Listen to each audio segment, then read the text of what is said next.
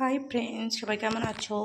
তো এখানে আমি দেখতে পাচ্ছ পটল খোলা ছাড়িয়ে নিয়েছি। গোটা পটলগুলোকে খোলা ছাড়িয়ে এই যে দু মাথায় সামান্য একটু করে চিড়ে নিয়েছি, দুদিকে রেখে দিয়েছি। আর এখানে কিছুটা চিংড়ি খোলা ছাড়িয়ে রেখে দিয়েছি নুন আর হলুদ দিয়ে। কড়াইও তেল গরম করতে বসিয়ে দিয়েছি, তেলটাও গরম হয়ে গিয়েছে। এবার পটলগুলো ভেজে নেব।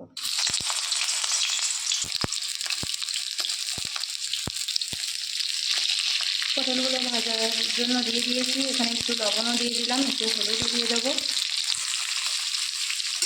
এবার উল্টে পাল্টে পটলগুলোকে ভেজে নেবো লাল লাল করে।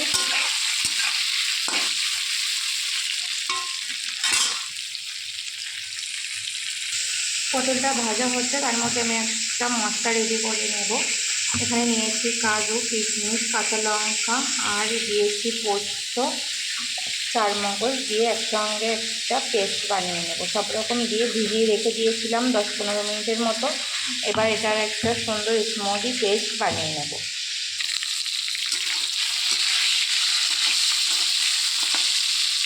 পটলটাকে বেশ টাইম নিয়ে ভাজতে হবে, উল্টে পাল্টে, যেন পোড়া না লেগে যায় সেটাও খেয়াল রাখতে হবে। এভাবে পুরো পটলটাকে ভেজে নেব। পটলটা ভালো করে ভেজে নামিয়ে রেখে দিয়েছি। এখানে চিংড়িটাও ভাজা দিয়ে দিয়েছিলাম, চিংড়িটাও ভাজা হয়ে গিয়েছে। আর এইখানটায় মশলার ওই যে একটা স্মুদি পেস্ট বানিয়েছি সেটা আমি এখন দিয়ে দেব। বাটিটাকে ধুয়ে একটু জল দিয়ে দেব। মশলাটাকে একটু কষিয়ে নিচ্ছি চিংড়ির সঙ্গে।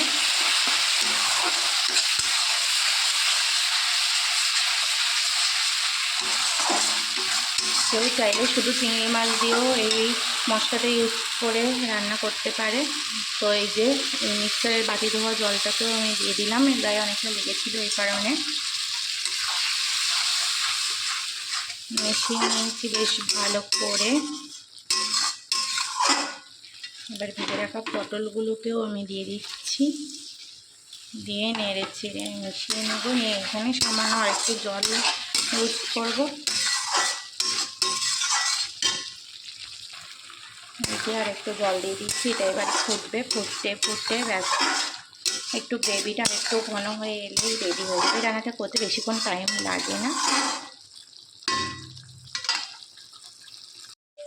রান্নাটা প্রায় শেষের দিকে। এই যে এটা দিয়ে উপর দিয়ে একটু একটু করে তেল ছেড়ে দিচ্ছে।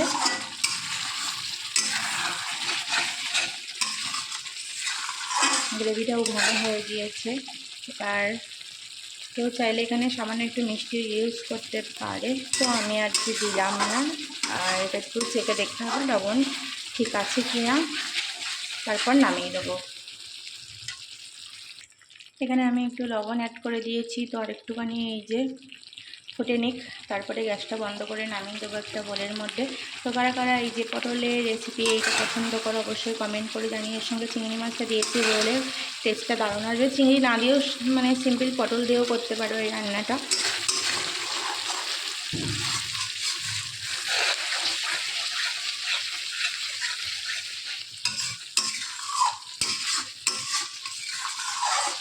যে কমপ্লিট হয়ে গেছে, এবার নামিয়ে দেবো।